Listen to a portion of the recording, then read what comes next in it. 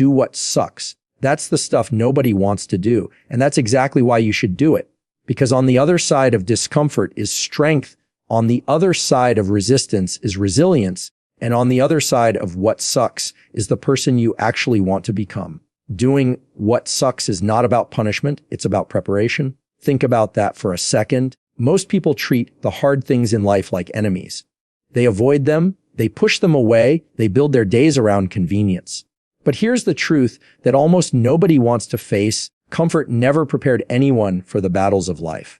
Comfort has never built resilience, never shaped grit, never produced a mind or a body that could withstand storms. It is the things that are uncomfortable, the things that feel heavy, the things that make you want to quit. That's where preparation is hidden. If you always run from what sucks, you never meet the version of yourself that's actually capable of handling the weight of life. When you wake up and the bed feels warm, staying in it feels natural. But pushing yourself out of it when you don't want to, that's the preparation. When the workout feels impossible, lifting that weight or running that extra mile when your lungs are burning, that's the preparation. When you choose to have that hard conversation you've been avoiding, to confront the truth instead of hiding from it, that's the preparation. Each time you lean into what sucks, you are silently building a fortress inside yourself. You are training your mind to stop running, to stop quitting, to stop breaking down when things get uncomfortable. Because life will not always ask you what feels good. Life will hand you pain. It will hand you loss. It will hand you days that break you down. And if all you've ever trained for is comfort, you will collapse the moment discomfort shows up. The people you admire, the ones who seem unshakable, they weren't born that way. They built it in the small, hidden moments where they chose what sucked instead of what felt good. They said yes to the things most people avoid, and over time, those decisions hardened them, strengthened them, refined them. It wasn't about showing off. It wasn't about making life harder for no reason. It was about preparation. They understood that each uncomfortable choice was like a brick, and over time, those bricks became the foundation they could stand on when life came swinging. The problem is that most of us confuse temporary comfort with long-term happiness. We think that avoiding what sucks means we're protecting ourselves, but really we're weakening ourselves. We're building a fragile shell that can't survive pressure. The body gets soft, the mind gets weak, the emotions get unstable. And then, when real challenges arrive, because they always will, we feel blindsided. We feel overwhelmed. We wonder why everything feels so heavy. It's because we've been avoiding the training all along. Doing what sucks is the training ground for everything you're going to face in life. It doesn't have to be grand. Sometimes it's as simple as saying no to the food that's bad for you, as simple as walking instead of scrolling, as simple as choosing silence over gossip. It doesn't look heroic in the moment, but those little acts of preparation build up. The discipline compounds. The strength compounds. You start to realize that you can handle more than you thought. That the things that once made you panic don't move you the same way anymore. That's not because life got easier. It's because you got stronger. And this is where most people misunderstand growth. Growth doesn't happen in the moments you're comfortable. Growth happens in the tension, in the grind, in the moments where you're tempted to quit, but you don't. Growth happens when you do the thing you don't feel like doing. It happens when you're tired, but you keep going.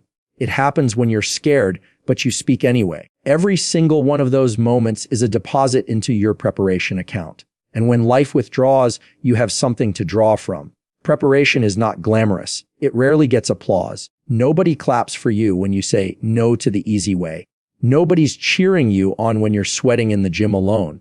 Nobody's celebrating when you're choosing discipline over laziness in the quiet of your own home. But that's the point. It's not about them. It's about you becoming someone who is built, not just someone who is comfortable. It's about building a backbone, not just living with a wishbone. Doing what sucks is about setting a standard for yourself that is higher than the world's standard. The world says, do what feels good, but you're choosing, do what prepares me. And that difference separates the strong from the fragile, the resilient from the broken, the leaders from the followers. Preparation has a cost. It's uncomfortable. It's inconvenient. It's repetitive. It feels endless. But the cost of no preparation is greater. Because the price of comfort now is weakness later. The price of avoiding what sucks is being destroyed when life gets real. And life always gets real. At some point, you will face storms you didn't see coming. You will be tested in ways you didn't expect. And the question will not be whether or not you wanted those storms. The question will be whether or not you prepared for them. This is why doing what sucks matters so much. Because every rep of discomfort is a rep of resilience. Every step into what's hard is a step away from fragility. You're not punishing yourself. You're preparing yourself. You're stacking strength brick by brick. And the more you do it, the less fragile you become. The things you avoid because they're hard are the exact things that will shape you. It's almost like life hides your strength inside the very situations you run from. Think about it. Every time you turn away from something uncomfortable, you're not avoiding growth. You're postponing it. You're delaying the very lessons and skills you need to become who you're supposed to be. Discomfort is not the enemy. Discomfort is the doorway. But most people stand outside the doorway for their entire lives, too afraid to step through, too attached to comfort, too unwilling to face what's on the other side. The irony is that everything they want, the confidence, the discipline, the grit, the ability to endure, sits right behind the things they avoid. When you avoid the hard conversation because it feels awkward, you miss the chance to learn courage. When you skip the workout because it feels exhausting, you miss the chance to build strength. When you ignore the project because it feels overwhelming, you miss the chance to develop focus and perseverance. Every avoided challenge robs you of a skill you desperately need. And the more you avoid, the more fragile you become.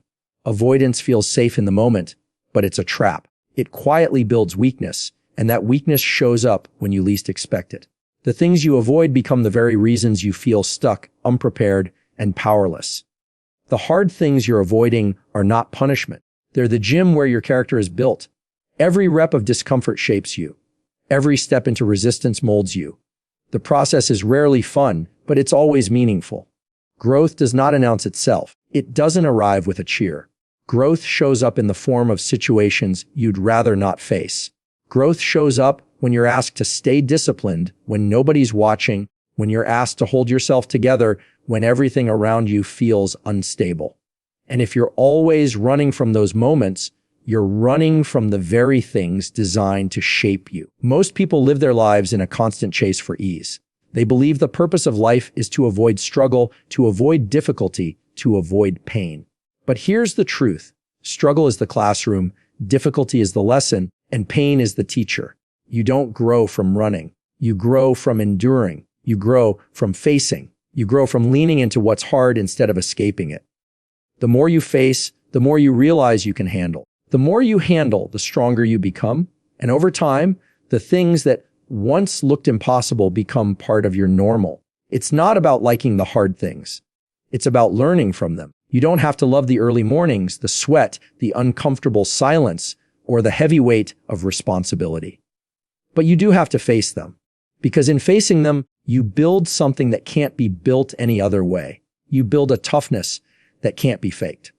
You build resilience that can't be bought. You build a sense of confidence that no words can give you because you've earned it. That kind of confidence doesn't come from reading a book or watching a video. It comes from walking straight into the things you once avoided and realizing you survived them. Avoidance feels safe, but it keeps you small. Facing what's hard feels risky, but it's the only way you expand. Think about the moments in your life when you truly changed. They didn't come from the easy days. They didn't come from comfort. They came from the challenges that forced you to dig deeper, to grow beyond what you thought you were capable of. And that same principle applies today. The exact things you are avoiding right now are holding the key to your next level. The conversation you don't want to have, the discipline you don't want to practice, the responsibility you don't want to take. Those are the very things that would shape you into who you want to be. When you stop running from discomfort, something changes inside you.